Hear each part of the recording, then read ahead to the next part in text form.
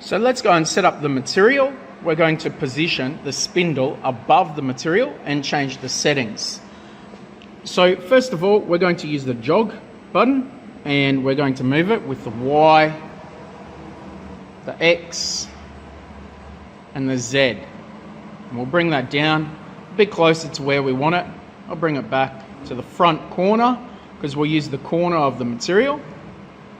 Now, when we get it close, we'll change to the manual controller, but before we do that, we want to turn on the vacuum pump. So we're going to come over to our function switches and we'll turn on F5. We can walk over to the table and check, yep, that's held, because that will pull it down a little bit further than what it is already. So let's change now.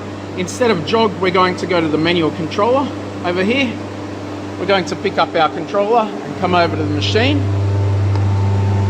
Now, we've got a couple settings here. We've got our X, Y, Z selector, and channel 4 is your rotary unit down there.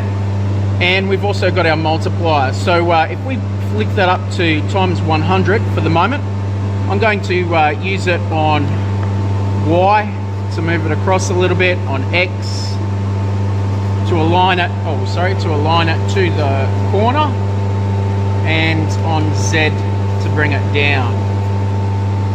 So you can see what I'm doing there, and that's bringing it down nice and close. Now we don't want to get too close on the times 100, so we're going to change it back to times 10.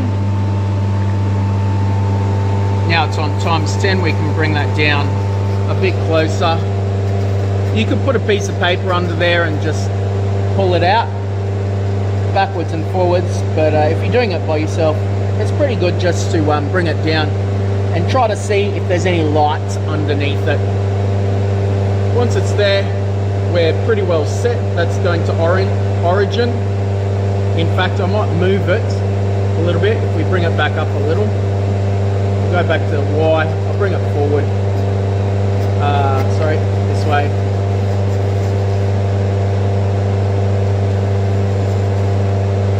Just to avoid that mark on the material for this job. And Z back to 10 times, I'll bring it back down. Okay, that's going to be my origin. So we're telling the machine where our origin is. That's it there. The machine knows the coordinates. So these are the coordinates up here. And so what we're going to do is we're going to go into what's called our offset setting. And we hit that. Now you can see we've got these have already been set up. The X and Y already have coordinates in there, but we actually need to make them match the machine coordinates. And to do that, just for X and Y here, there's another place where we put in the Z. Okay, so we leave Z at 0. We're going to come and use the arrow keys over here. And as you use the arrows, we can move around. We're now on the X, and we can type in our value, or instead of typing in our value, there's a button that says workpiece coordinate. So we just go there and we hit F1 workpiece coordinate, and you'll see it change. And it says, do you want to apply the machine coordinate? And you come down and you choose yes. There it is. So now it's 471.4 to match the machine coordinate. So this X matches this. So we do the same for Y. We press the down arrow, and then we do the same thing. We want those to match, so we come down here and we press the apply machine coordinate, and F1 again to click on yes, and we'll see that update. So that's our X, Y. The machine now knows where the material is, or where the start point of that material is. So we're going to put in the Z coordinate now, and we're doing this for a manual workpiece, so or what's called the tool set.